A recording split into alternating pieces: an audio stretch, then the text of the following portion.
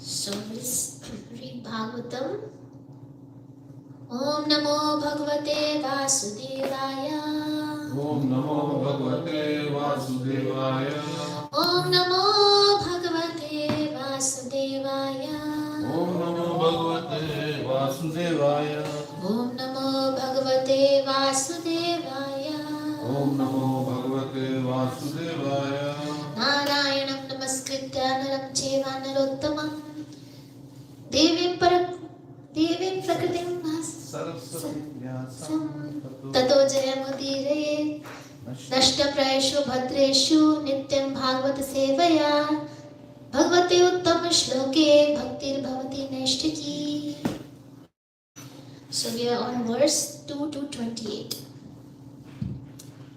Tato Vishesham Pratipadya Nirbhayas Tato Vishesham Pratipadya Nirbhayas Tenatmana Purnala Murtiratvaran Tenatmana Purnala Murtiratvaran Jyotirmayo Vayum Upetya Kale Jyotirmayo Vayupetya Kale Vayavatmanakham Brahadatmalingam.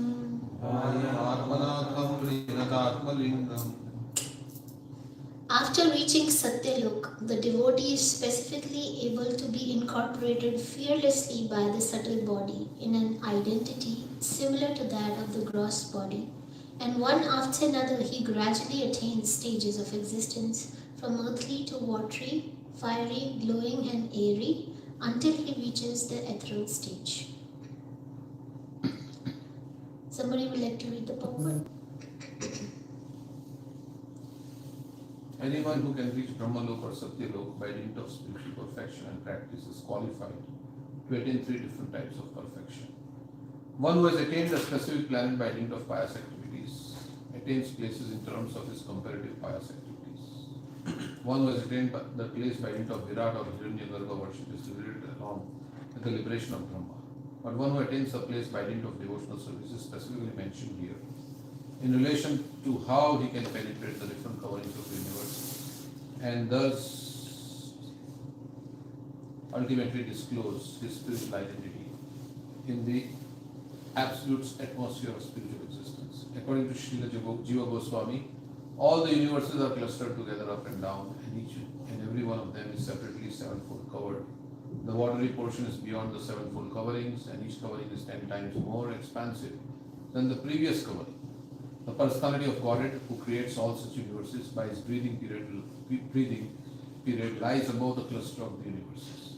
The water of the causal ocean is differently situated than the covering water of the universe.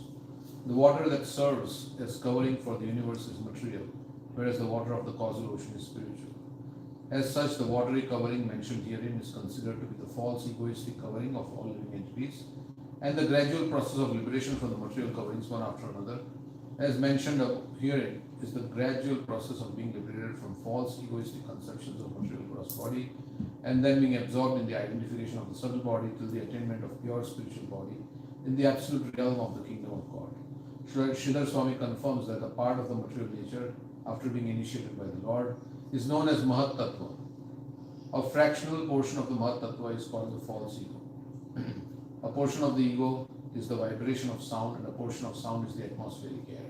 A portion of the airy atmosphere is turned into forms, and the form constitutes the power of electricity or heat. Heat produces the smell of the aroma of earth, and the gross earth is produced by such aroma. And all this combined together constitute the cosmic phenomenon. The extent of cosmic phenomenon is calculated to be diametrically, both ways, 4 billion miles. Then the coverings of the universe begin. The first stratum of covering is calculated to extend 80 million miles, and the subsequent coverings of the universe are respectively of fire, effulgence, air, and ether, one after another, each extending 10 times further than the previous. The fearless devotee of the Lord penetrates each of one of them and ultimately reaches the absolute atmosphere where everything is of one and same spiritual identity. Then the devotee enters one of the Vaikuntha planets where he assumes exactly the same form as the Lord and engages in loving transcendental service of the Lord. That is the highest perfection of devotional life. Beyond this, there is nothing to be desired or achieved by the perfect yogi. Thank you.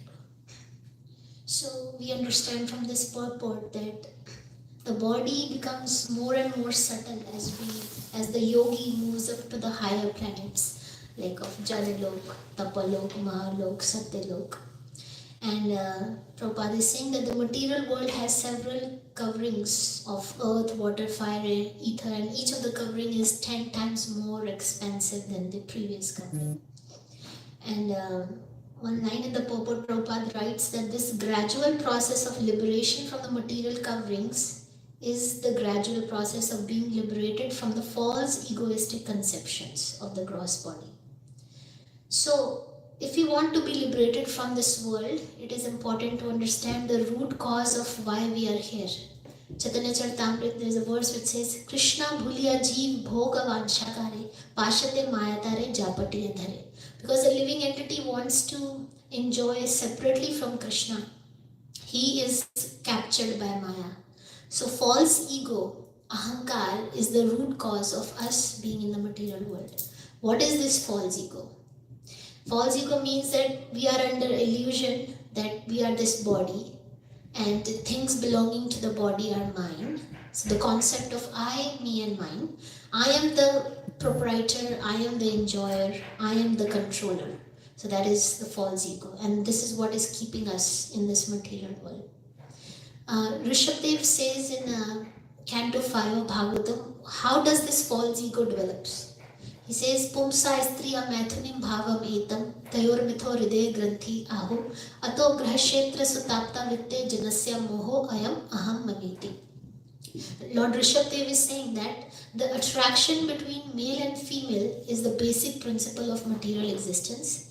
And on the basis of this misconception, which ties together the hearts of male and female, one becomes attracted to his body, his home, his property, children, relatives, and wealth.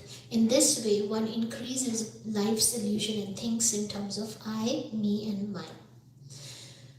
So this is where the false ego starts, the attraction between male and female.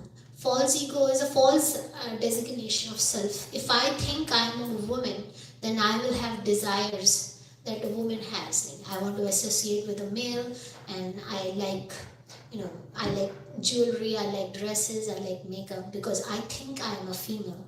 Same thing, if somebody thinks they are male, then they will have desires related to that designation.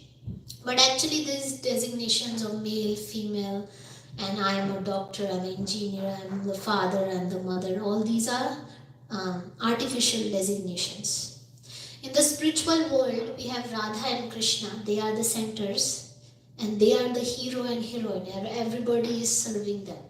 But in the material world, we want to be the centers, we want to be the hero, we want to be the heroine, and we want everybody to serve us.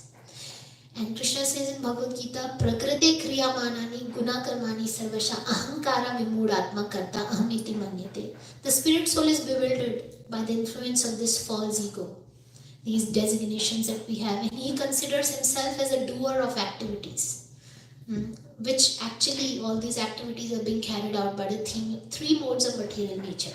So that's false ego, that I am the doer, I am the controller. But actually, we are not the only doer. We are a doer, but we are not the only doer. There are three doers to an action. There is immediate cause, there is an intermediate cause, and there is the ultimate cause. The immediate cause to any action is the jiva, because the jiva desires. All that we can do is desire. And then there is an instrumental cause, which is this material nature which make things happen. And then there is the ultimate cause, which is Krishna, who sanctions our desires. So we should understand that in any action that happens, I am not the only doer. In fact, only thing that I can do is desire, and ultimately Krishna fulfills my desire. So in every class, Srila Prabhupada would start his class by telling that what is our real designation? What is our real ego? So real ego is that we are spirit souls, part and parcel of Krishna, and we are servants of Krishna. Our real identity is Jivara Swarup Hoy Krishnera Nitya Das. I am an eternal servant of Krishna. If we just understand this one thing, and on the basis of this thing is all our actions are happening. So we say that if we make mistake in the first step of mathematics calculation, all the rest of the steps are wrong because we made the mistake in the first step. So our first conception is who am I? If that is wrong, then everything that we do is wrong. So this needs to be clear that only thing that I am is a servant of Krishna.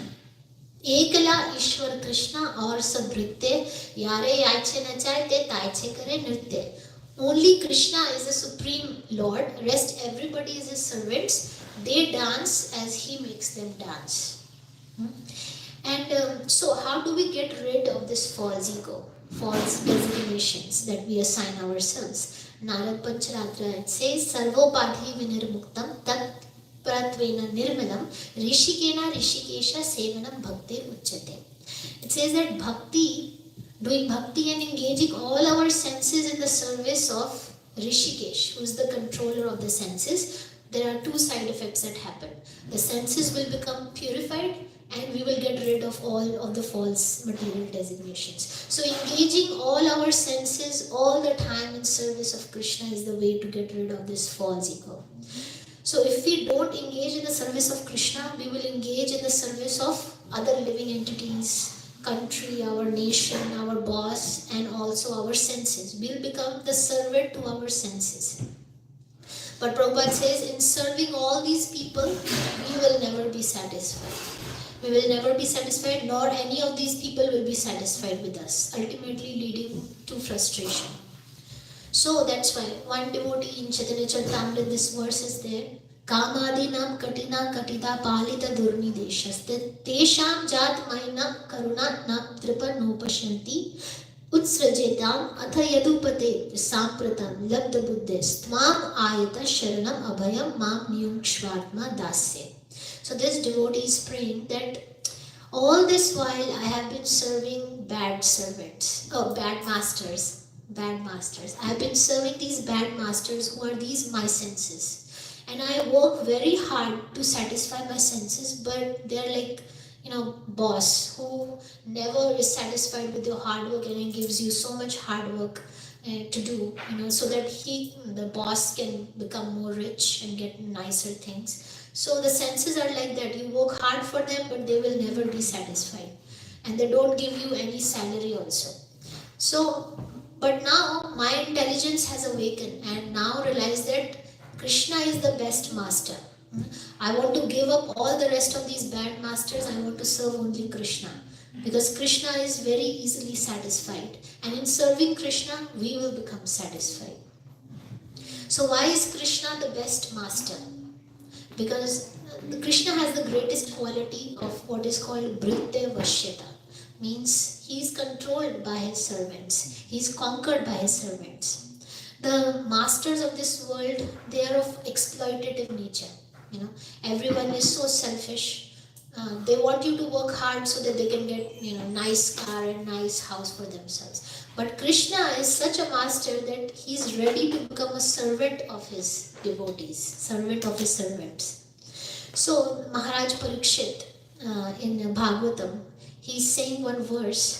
Now, well, Shukdev Goswami is saying this verse that Maharaj Parikshit, when he heard that out of his causeless mercy, Lord Krishna, who is universally obeyed, means Lord Krishna is a supreme controller of the whole universe. And wind is blowing out of fear of Krishna, fire is acting out of fear of Krishna, Yamraj, Indra, all these demigods are performing their duties under the direction of Krishna. And this Krishna was rendering all kinds of services to the sons of the Pandavas. Sometimes he would become a president, a messenger, friend, night watchman, and was working according to the will of the Pandavas, obeying like a servant and offering obeisances like one younger in years. So when Maharaj Parikshit heard that Krishna was a supreme lord, he is behaving like a servant to the Pandavas. Oh, what a causeless mercy! And he became overwhelmed and he started to cry. So our Lord, our Master Krishna is very great.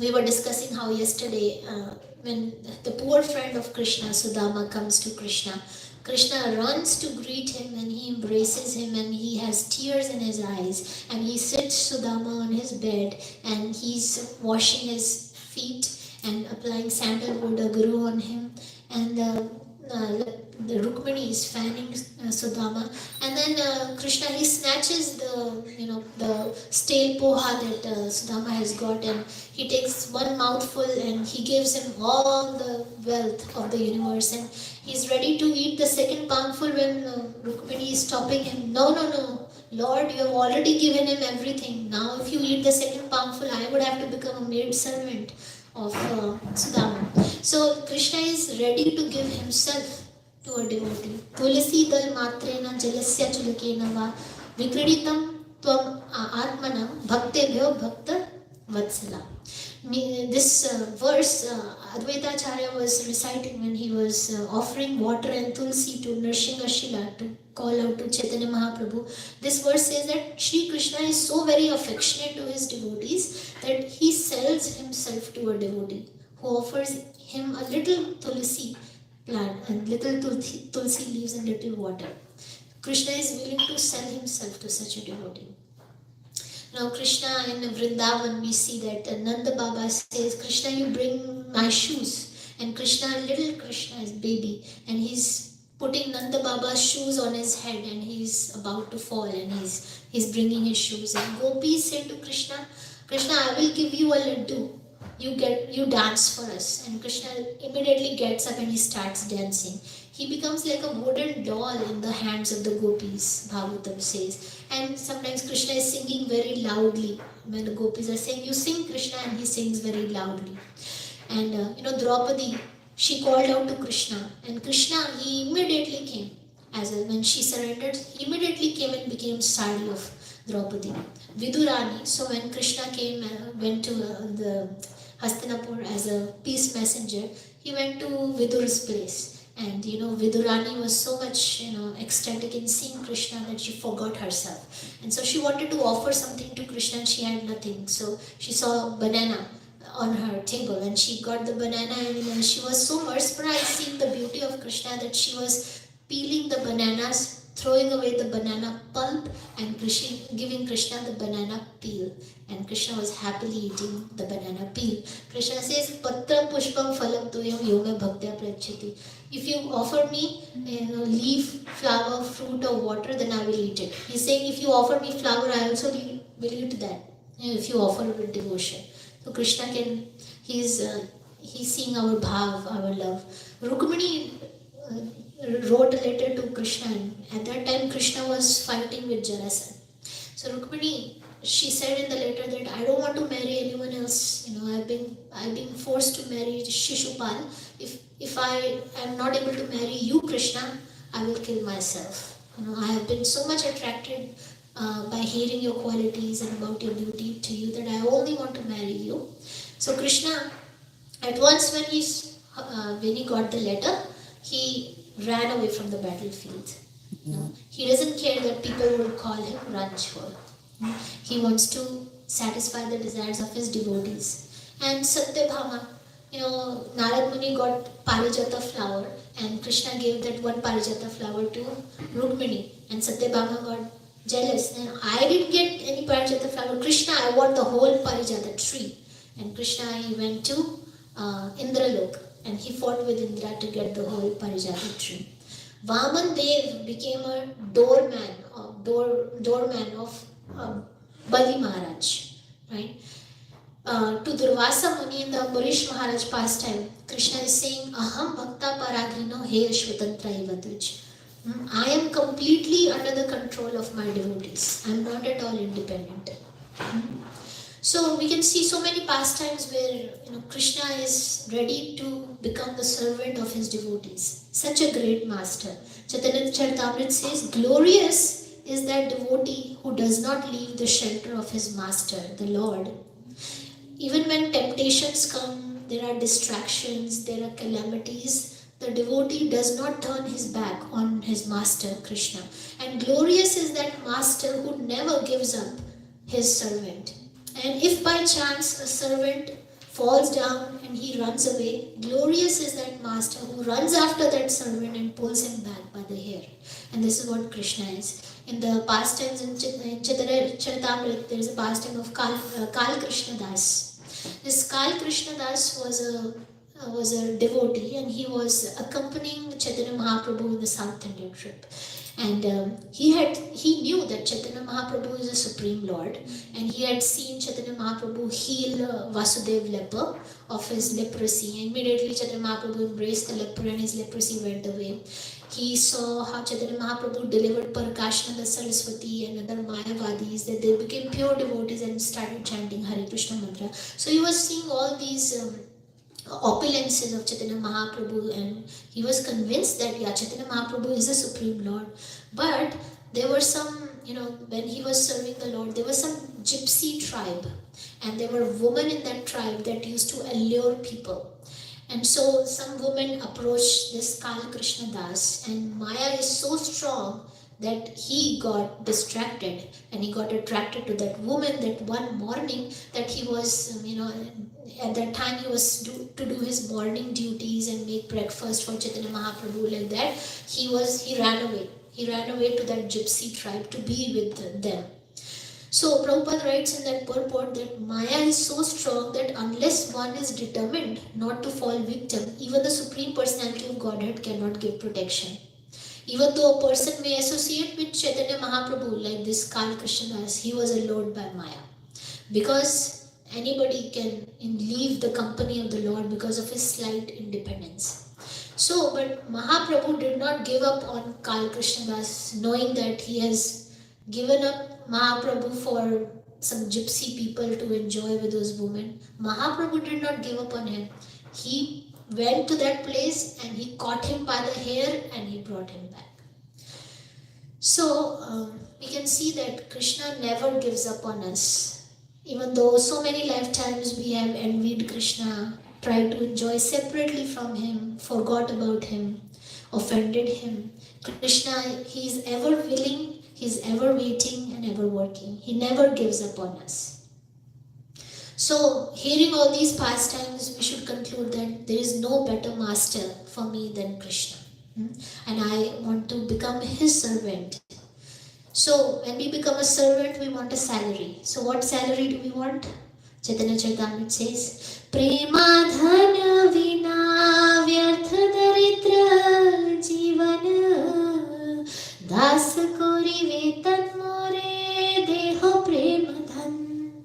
Krishna, without love for you, my life is useless. So please accept me as your servant, and in return, you give me the salary of pure ecstatic love for you.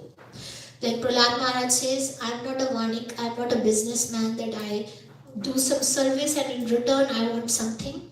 I'm not a businessman, Krishna. I just want love for you. I just want your service. Mama janmani janmani ishware bhavatar bhakti rahetuki tvai. Na dhanam, na janam, na sundaram. I don't want wealth. I don't want association of opposite gender. I don't want followers, Krishna. I just want to be engaged in your devotional service, birth after birth. That's my only desire. So we have one article that Vaisheshika Prabhu had written. Can you open that article? About his giving up his false ego. He's like he wants to break up from his false ego. This is the first link.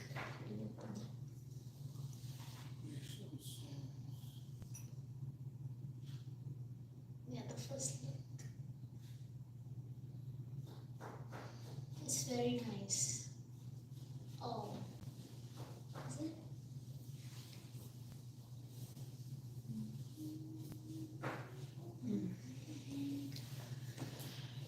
So, is it okay? So he's writing a letter to his false ego. My dear false ego, it has taken me quite some time to find the courage to write you this letter, and I realize that it may come to you as a surprise. Since we have been together for so long and we have been through so much. I know also that I am the one who started this relationship in the first place, but I have changed. I now know that what we had was unhealthy, especially my depending on you to watch and appreciate every move that I made. And you telling me that I was great, wise, clever, and so on, even when I wasn't. The fact is, I have met someone who has changed my life, and by showing me how to serve Krishna, who resides in my heart and who grants contentment in exchange for even a shadow of devotion, who oversees the principles of righteousness and who delivers the universe with his names. By being true to Krishna, I'll be fully happy and satisfied and will have no reason to embellish who I am or what I have done. I'm not only very confident about my life and relationship, but I'm also very excited about it. I am pretty sure that you know who it is that I have met because you remarked about how much time I was spending reading his books. Please know that my decision is firm and therefore I request you to make things easy on both of us by not contacting me anymore. I have taken the liberty to clear out your things and I have put them neatly in boxes in the detached garage. Detached garage. Please come and get them when I am not home and kindly leave your keys along with any copies of keys that you have made. Please don't contact me or write back to me. It will only make it worse. I suggest that we both make a clean break. I am sure that you'll find someone else. Good luck and goodbye forever. Do you want to comment on this? No, So he's wanting to make a breakup with his false ego and break up with desiring to enjoy his senses because he has found Srila Prabhupada because he's spending so much time reading his books, right? And he's saying that I'm getting so much happiness in serving Krishna that I'm not looking for any, people praising me for things. For me to feel good, I'm just satisfied in serving Krishna. So I'm done. I'm done trying to enjoy these senses. I'm done accepting other masters. I found my master. Krishna is my master. So we can go back to the purport. Another thing that this verse said that is that the devotee, the advanced devotee, he is fearless. It was mentioned the fearless devotee is able to penetrate all the coverings of this material universe. So as one advances on the path of Krishna consciousness, he becomes fearless. He can take bold steps to risk for Krishna. He has full faith that no matter what happens, Krishna will protect me and Krishna will maintain me. You know how a child feels in the lap of his mother? The child is completely fearless. The mother will give me everything that I need. So same thing, Krishna's love for us is like millions of mothers combined. So we can see the example of Srila Prabhupada, how fearless he was. When somebody asks Prabhupada, what do you feel when you chant the Hare Krishna mantra? He says, I feel no fear. So Prabhupada, he was 70 years old, as we know, when he came to America, and he only had 40 rupees in his pocket. And everyone was telling Prabhupada, oh, Swamiji, you will die there. What will you eat in America? And Srila Prabhupada, when he was coming through the Jaladuta cargo ship, he had 2 heart attacks in the middle.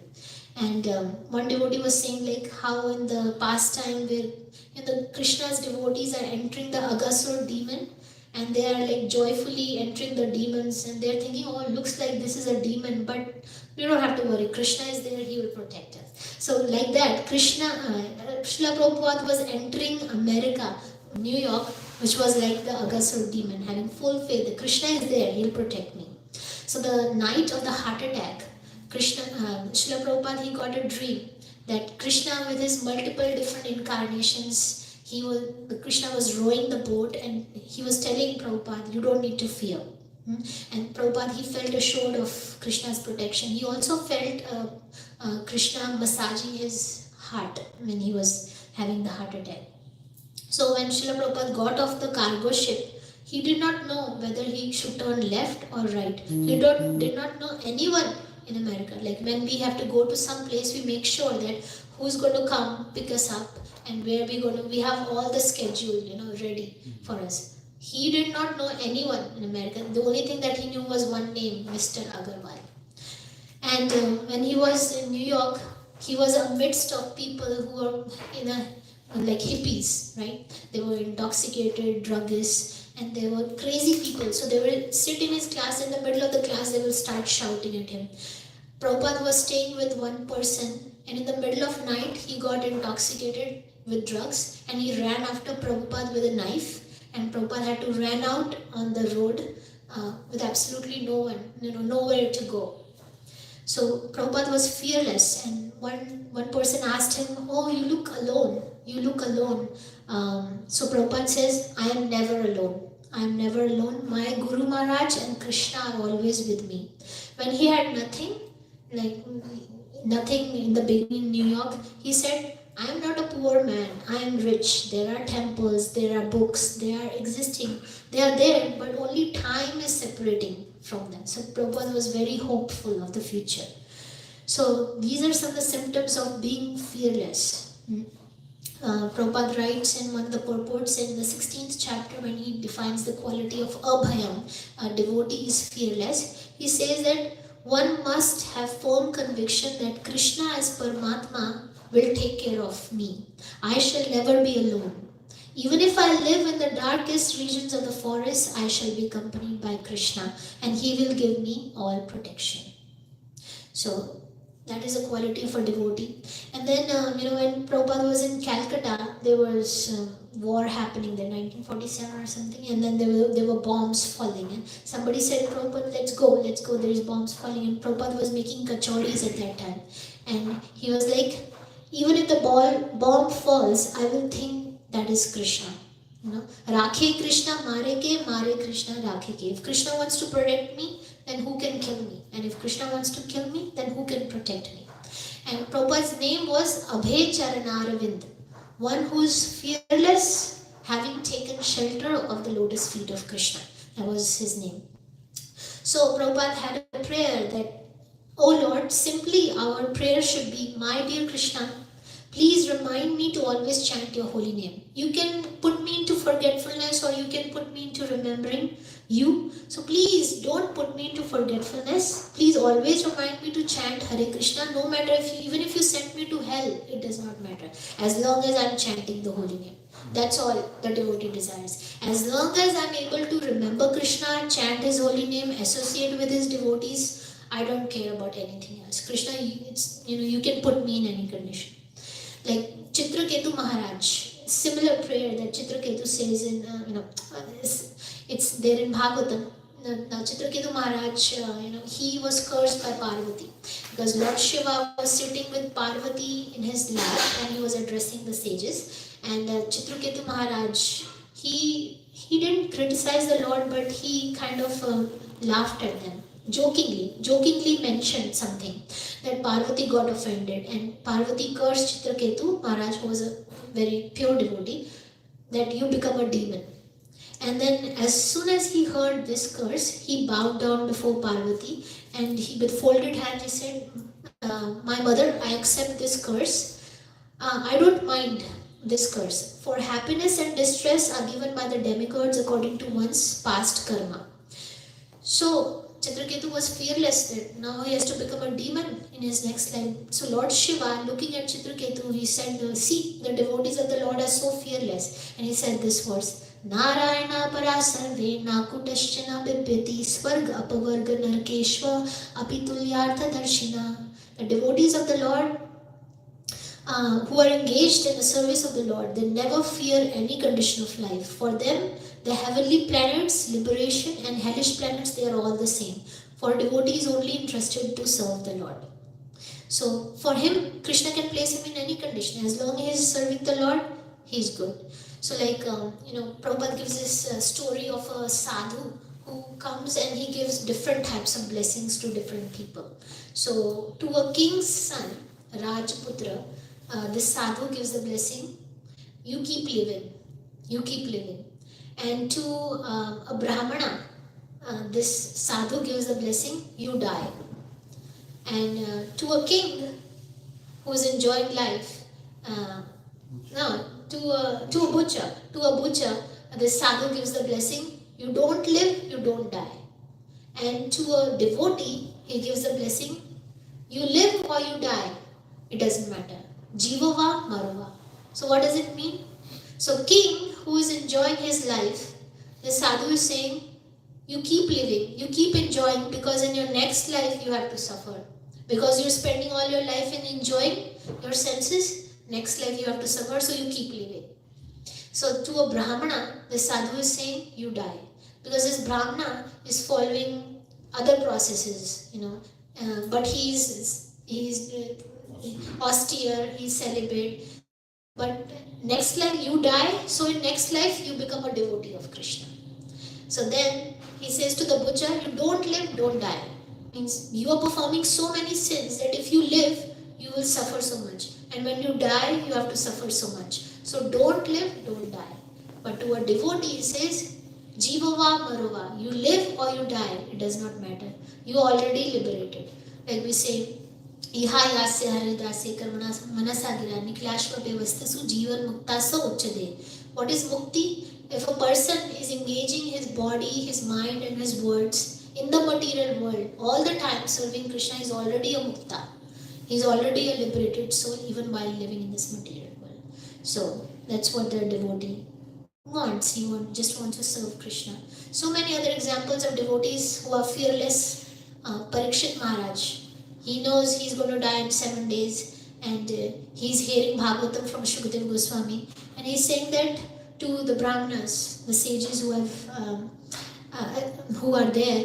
He's saying, "Oh Brahmanas, just accept me as a completely surrendered soul. I have taken the full shelter of the lotus feet of the Lord. Let the snake bird or whatever magical thing the Brahmana created bite me at once. I only desire that you continue the singing of the deeds of Lord Vishnu. So that Takshak or that snake who's going to bite me, let him come right now. I don't care. I just want you to sing the glories of the Lord." That's what Parikshit Maharaj is saying. Ambarish Maharaj, he was not at all afraid when Durvasa Muni created a demon to kill Ambarish Maharaj.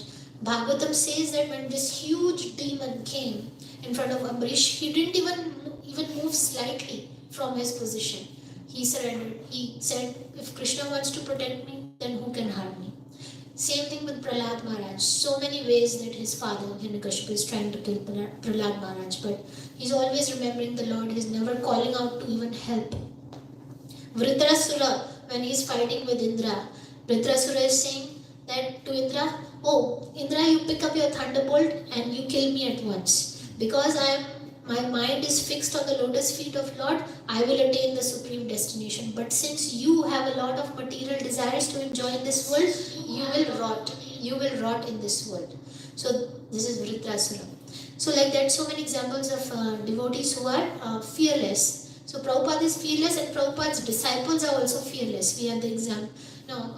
One I heard this past time where from Malati Prabhu that one time Prabhupada was going along to Amritsar with his disciples in a train, and his train stopped at Delhi train station, and somebody came and told Prabhupada, "There is no temple over here, ISKCON temple. You help us build a temple." And Prabhupada said to some of his disciples, "You get down."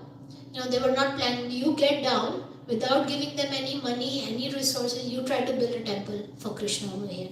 And they immediately followed the orders of Prabhupada.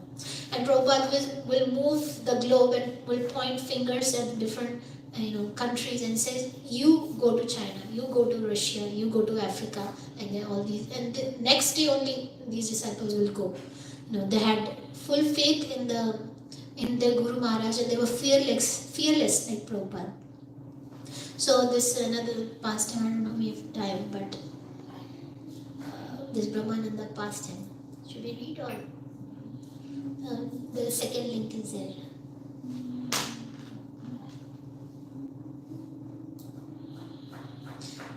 So there was a Pandal program going on. Prabhupada was there, and these people, they said, "Oh Swamiji, you have come to India with your Western chelas, but we know all these things. This Krishna Bhakti is already there in our culture. Better you go to other places and do your work there. All right, you have been to West, but what about the Muslim countries? What about Pakistan? You should go to Pakistan and preach there. Make them devotees." So Prabhupada says, "You are challenging us to go there?" And the man says, "Yes, I challenge you. You must go to Pakistan." And Prabhupada said, "All right, we will go." And Prabhupada then he writes a letter to Brahmananda Swami.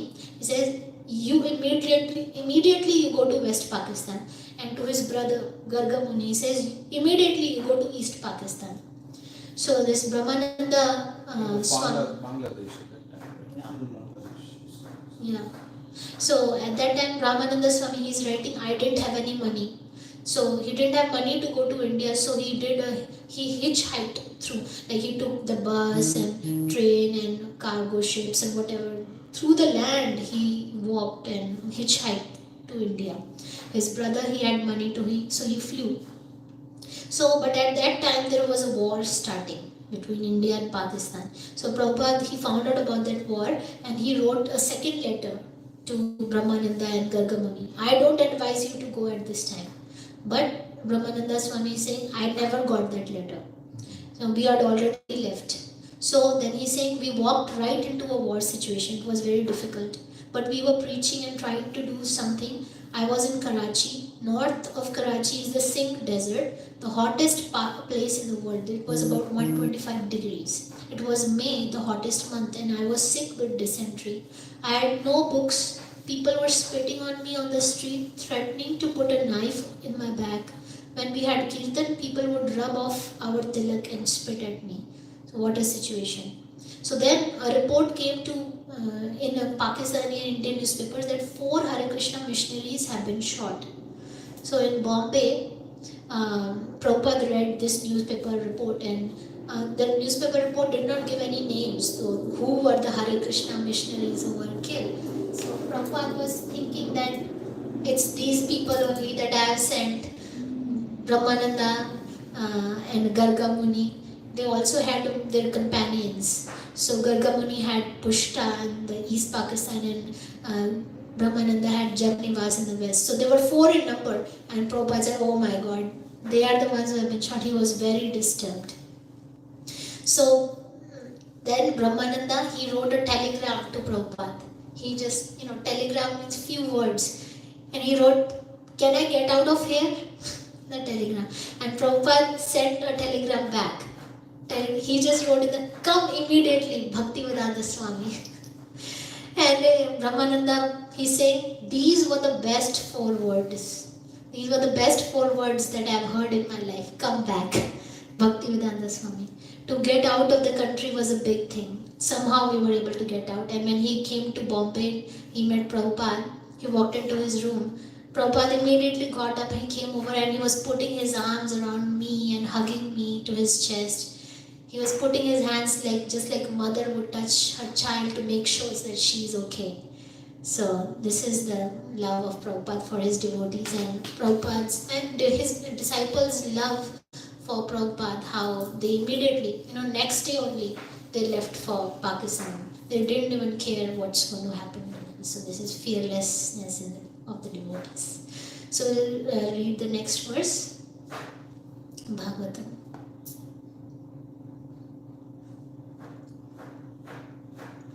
We'll read the translation and purport.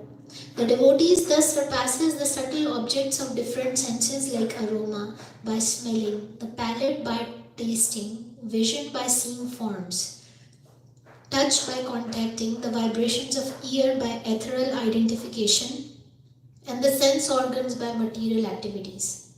Purport. Beyond the sky, there are subtle coverings resembling the elementary coverings of the universe. The gross coverings are a development of partial ingredients of the subtle causes. So the yogi or devotees, along with liquidation of the gross elements, relinquishes the subtle causes like aroma by smelling. The pure spiritual spark, the living entity, thus becomes completely cleansed of all material contamination to become eligible for entrance into the kingdom of God. Um, right, so here we can see that uh, now as the devotee progresses, he has to give up his gross body and he has to give up his subtle body also to go back home, back to Godhead. Subtle body is mind, intelligence, and false ego. So, in Bhagavatam, there is one verse which says that by performing bhakti, it automatically dissolves one's subtle body. They don't need to do an extra effort. Mind, intelligence, and false ego, if they are all concentrated on Krishna, Krishna says, Antakale chamameva smarad muktava kalevaram. If your mind at the end of your leaving your body, at the time of leaving your body, if your mind is thinking of me, then you come back to me. So mind is such subtle that it can cross all material barriers. Like if we think of India right now, our home in India, or Vrindavan or Mayapur, then we are there.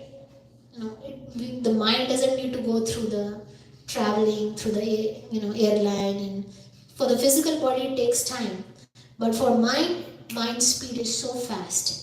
Like that, so many material coverings are there for this universe that we have to surpass. But if your mind is attached to Krishna, your mind is thinking of the spiritual world, you are there. So like we say, Vrindavan is not a place, it's a consciousness. If we think of Vrindavan, then we are in Vrindavan. If we think of the spiritual world, we are with Krishna in the spiritual world. So all we have to do is to engage all our senses in service of Krishna, like Ambarish Maharaj he did. Ambarish Maharaj is an example of Atma Nivedana.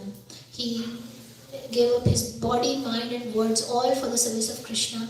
All the time, with his mind, he's meditating on the lotus feet of Krishna. With his hands, he's serving Krishna, cleaning the temple of Krishna. Ears, he's always hearing about Krishna. His eyes, he's seeing the beautiful forms of Krishna. With his nose, he's always smelling the fragrant tulsi leaves offered to Krishna.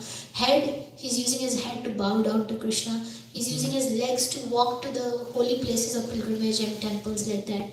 If we engage all our senses in service of Krishna, they become spiritualized. Then we can give up this gross body and subtle body, we can go back home, back to Godhead. So we can move on to the next verse.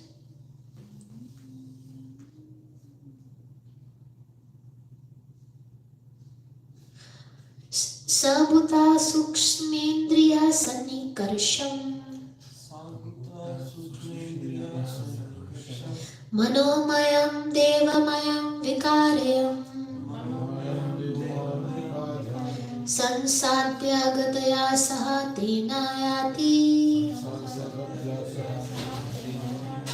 Vijnana tattvam guna sanirodham. The devotee, thus surpassing the gross and the subtle forms of coverings, enter the plane of egoism, and in that status he merges the material modes of nature, ignorance and passion, in this point of neutralization, and thus reaches egoism in goodness. After this, all egoism is merged in the Mahat Tattva, and he comes to the point of pure self-realization. So we can read the purport. We can take turns. It's a few paragraphs. So anybody wants to read the first paragraph? Pure self-realization, as we have several times discussed, is the pure consciousness of admitting oneself to be the eternal servitor of the Lord. Thus, one is reinstated in his original position of transcendental loving service to the Lord, as will be clearly explained in the following verse. This stage of rendering transcendental loving service to the Lord without any hopes of emolument from the Lord or any other way can be attained when the material senses are purified and the original pure state of the senses is revived. It is suggested herein that the process of purifying the senses is by the yogic way, namely, the gross senses are merged in the mode of ignorance and the subtle senses are merged in the mode of passion. The mind belongs to the mode of goodness and therefore is called Devamaya or godly. Perfect purification of the mind is made possible when one is fixed in the conviction of being the eternal servitor of the Lord. Therefore, simple attainment of goodness is also a material mode. One has to surpass this stage of material goodness and reach the point of purified goodness or Vasudev Sattva. This Vasudev Sattva helps one to enter into the kingdom of God. Mhm. So we have to rise above the modes, mode of goodness, mode of passion, mode of ignorance. And Krishna says, what is the way that we can rise above these modes? Mam chayo avyabhicharena bhakti yogena sevate sargunan samitite tat brahma bhoya kalpite. By having unflinching devotion to the Lord in all circumstances, one rises above the modes and comes to Vishuddha Sattva, transcendental goodness, to enter into the kingdom of God. Next paragraph.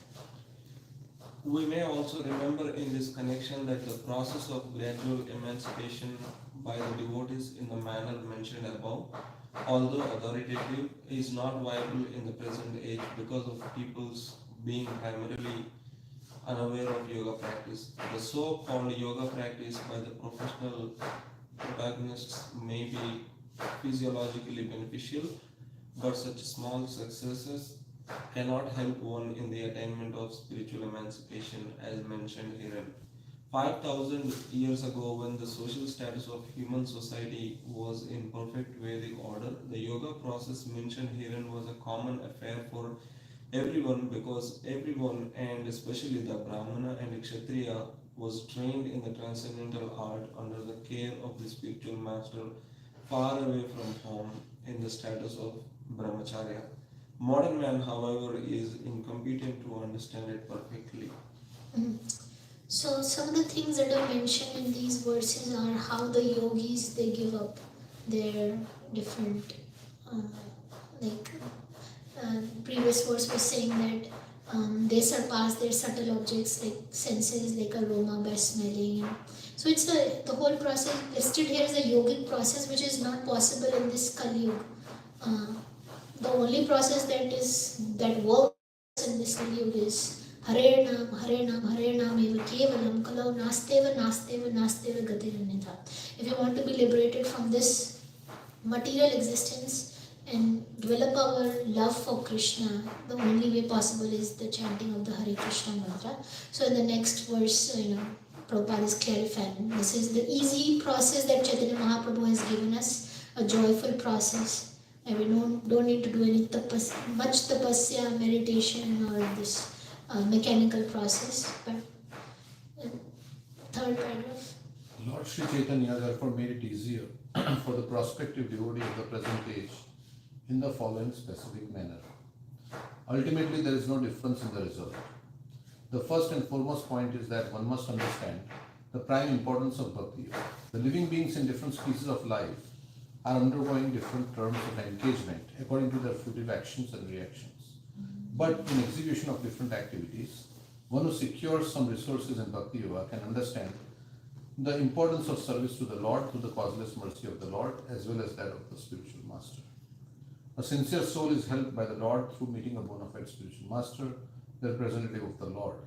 By the instruction of such a spiritual master, one gets the seed of bhakti yoga. Lord Sri Chaitanya Mahaprabhu therefore recommends that the devotee sow the seed of bhakti yoga in his heart and nurture it by the watering of hearing and chanting the holy name, fame, etc. of the Lord. The simple process of offenselessly chanting and hearing the holy name of the Lord will gradually promote one very soon to the stage of emancipation. There are three stages in chanting the holy name of the Lord. The first stage is the offensive chanting of the holy name. The second is the reflective stage of the chanting of the holy name. The third stage is the offenseless chanting of the holy name of the Lord. In the second stage only, the stage of reflection between the offensive and offenseless stages, one automatically attains the stage of emancipation. And in the offenseless stage, one actually enters into the kingdom of God. Although physically he may apparently be within the material world. To attain the offenseless stage, one must be on guard in the following manner. So, Brahman Brahmite kono bhagyavan jeev Guru Krishna prasade paye bhakti lata beach. This verse in Chaitanya Charitamrita is saying that according to their karma, all living entities are going up and down in this universe. Sometimes going to the higher planetary systems, Swarga planets, sometimes going to the lower hellish planetary systems. But out of many millions of these wandering living entities, one who is very bhagyavan, very fortunate, is one who comes across a bona fide spiritual master, a devotee of Krishna. And by the mercy of that spiritual master, he gets the seed of bhakti within his heart. By mercy of Krishna, one finds the spiritual master, and by mercy of spiritual master, one finds Krishna. So after having gotten this seed of bhakti within our heart, we have to water that seed so that this bhakti lata beach, it grows like the plant. Plant needs watering. So this watering is what for us Sravanam and Kirtanam. By hearing and chanting, this seedling, this small plant or seed that we have gotten within our heart, this creeper will continue to grow. And it says that as we keep on watering, it will penetrate the coverings of the universe. It will reach the Brahma Jyoti and will go farther into the spiritual planet Goloka, and ultimately it will reach the lotus feet of Krishna, and there this plant, Bhakti Lata plant, will develop the fruit of love of Godhead, which is tasted by the devotee. And the devotee can be in this material world and experience Krishna. That's what the purport did say. One actually can enter into the kingdom of God, although physically he is apparently within this material world. So then Prabhupada is talking about the three phases of chanting. So 3 stages of chanting. One is called Nam Aparad, Nam Abhas, and Shuddha Nam. Nam Aparad means we are committing offenses while chanting the holy name. In the morning we read the 10 offenses for chanting the holy name. And so when our mind, so one of the offenses is that inattentive chanting is also an offense. Inattentive chanting means your mind goes away somewhere while you're chanting and you don't try to pull it back. So Nam Abhas, that's the second level of chanting, which means that if your mind gets distracted, you try to pull it back to the lotus feet of Krishna. Yato yato nischalati manaschanchalastheram tatostato nimitat atmaneva vashanayet. Krishna says, from wherever your mind wanders, you bring it back under the control of the self. And if you are endeavoring to do that, whenever your mind wanders, you try to pull it back and focus on, meditate on Krishna's name, his form, his qualities, his pastimes, then that endeavor is bringing us to the step of Nam Abhas chanting. So by Nam Aparad chanting, even if you have all material desires, it can fulfill all your material desires. By Nam Abhas chanting, all your sinful reactions are getting destroyed. Then if Krishna is pleased with your endeavor to chant nicely, then he will raise you to the Shuddha Nam platform, pure chanting. And by pure chanting, the result is Krishna Prem. Krishna Prem, that is the ultimate goal of our chanting. We want to get Krishna Prem. But if we don't try to chant nicely, then Bahu Janma Kare Yadi Shravan Kirtan Tabu Tana Pai Krishna Pade Prem Dhan. This verse says that you can be chanting for millions and millions of lifetimes. You will not get love for Krishna because you are committing offenses. You're not trying to chant. You're not making an endeavor to chant nicely. So ultimately we need to realize that how much we have gone through in so many lifetimes to come to this point of getting a spiritual master in our life, getting the holy name, getting Bhagavatam. Unless we value what we have gotten, we will remain inattentive. So the 3 types of inattention while chanting is indifference. It's called Audasinya, indifference. I'm chanting the holy name, but I'm indifferent to it. Means I don't know the value of the holy name. Laziness, sometimes we chant and we fall asleep.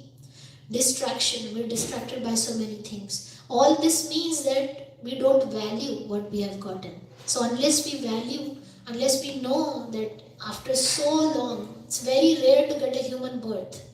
And more rare to get the human birth is to get the association of devotees.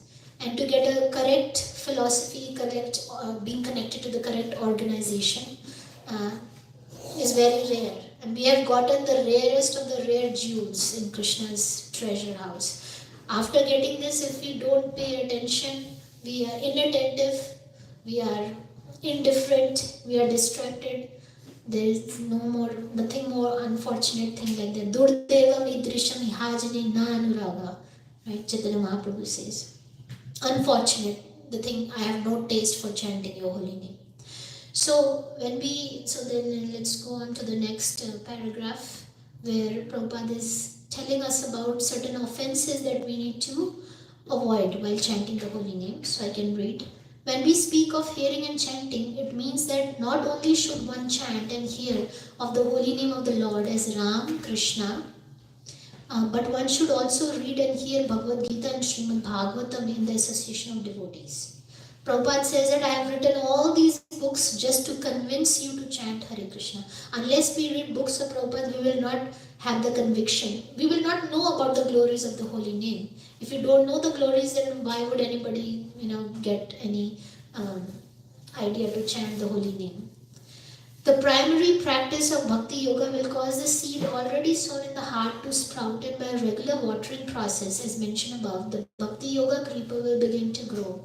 By systematic nurturing, the creeper will grow to such an extent that it will penetrate the coverings of the universe, as we have heard in the previous verses. Reach the effulgent sky, Brahmajyoti, and go farther and farther and reach the spiritual sky with their innumerable spiritual planets called Vaikuntha Lokas.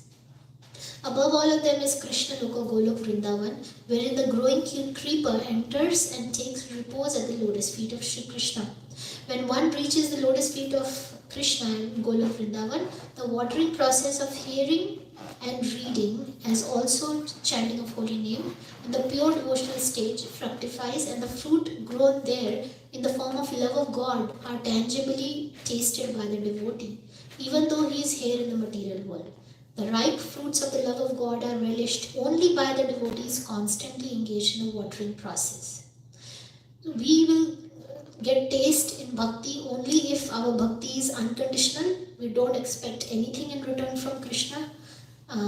Just for his pleasure we are doing these services, and uninterruptedly we are doing these services. There should not be a pause. Uninterruptedly, day and night, we are serving Krishna.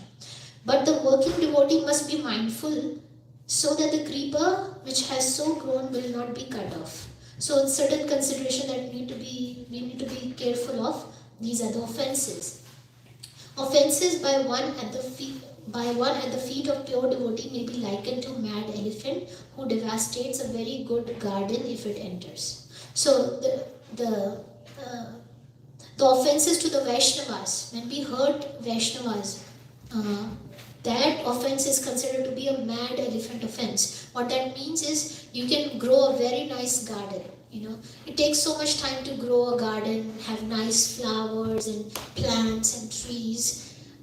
But one moment the mad elephant enters that garden, it can destroy the whole garden in one moment. That means that you can be doing so nice services for Krishna. You can be attending Mangal Aarti and doing your chanting early in the Brahma Muhurat, and attending retreats, doing all types of services. 1 minute you commit a Vaishnava aparadh, all of you have whatever taste that you have gotten is all lost. Bhakti is never lost. Neha brikamanasya pratyavayana vedite. Krishna says bhakti is never lost, but what is lost because of the Vaishnava aparadh is our taste that we get while doing these services. We are doing services for Krishna because we are getting some taste. We come to the temple, we associate with the devotees because we feel nice, we feel happy, and that is a taste, and that is mercy of Radharani. But aparadh means that's an offense to Radharani. When Radharani is displeased, when we displease some devotee, it's like you have $1 million in your bank account, but you forget the password to access your bank account. So although you have accumulated so much money, but you don't have access to it. Same thing that happens with aparad is you don't experience now taste in bhakti. So Prabhupada is saying one must be very careful to guard himself against these offenses to the feet of pure devotees.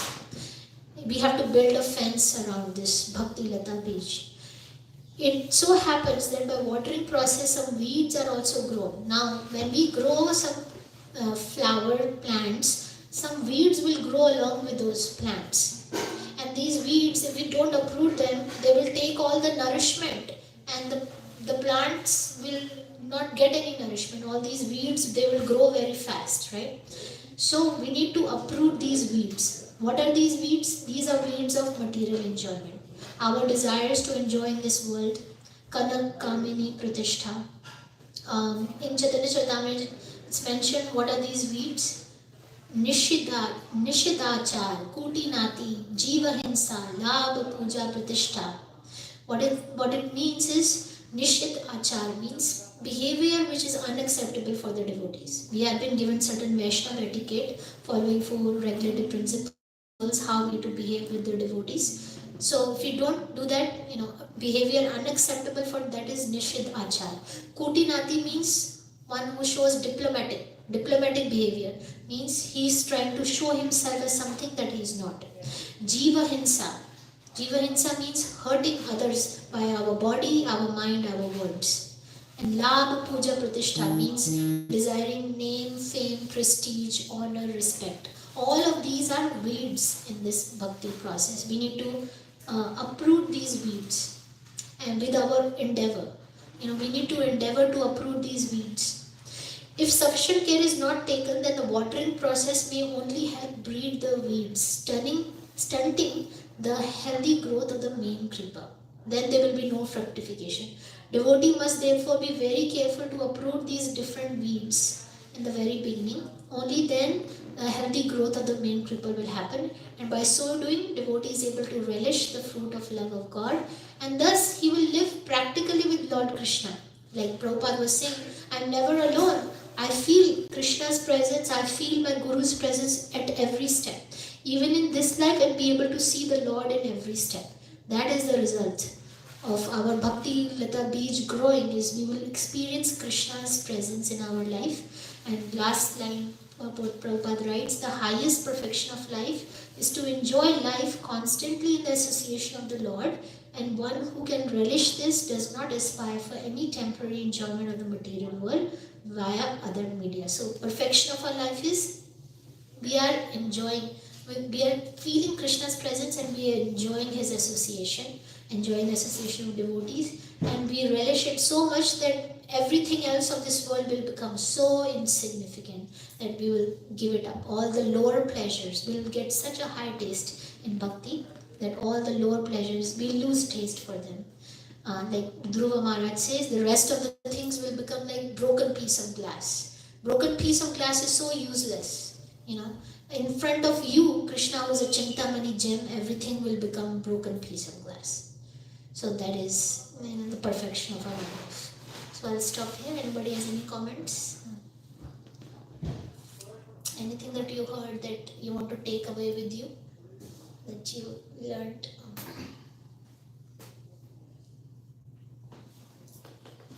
Should take shelter of the Lord. Then we'll become Fearless. And the japa prags, 3 types of errors by chanting. Inattentive chanting.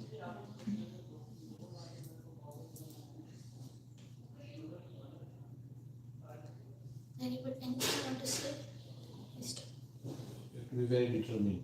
And that's the meaning. Okay, I'll stop here. Thank you everyone. Hare Krishna.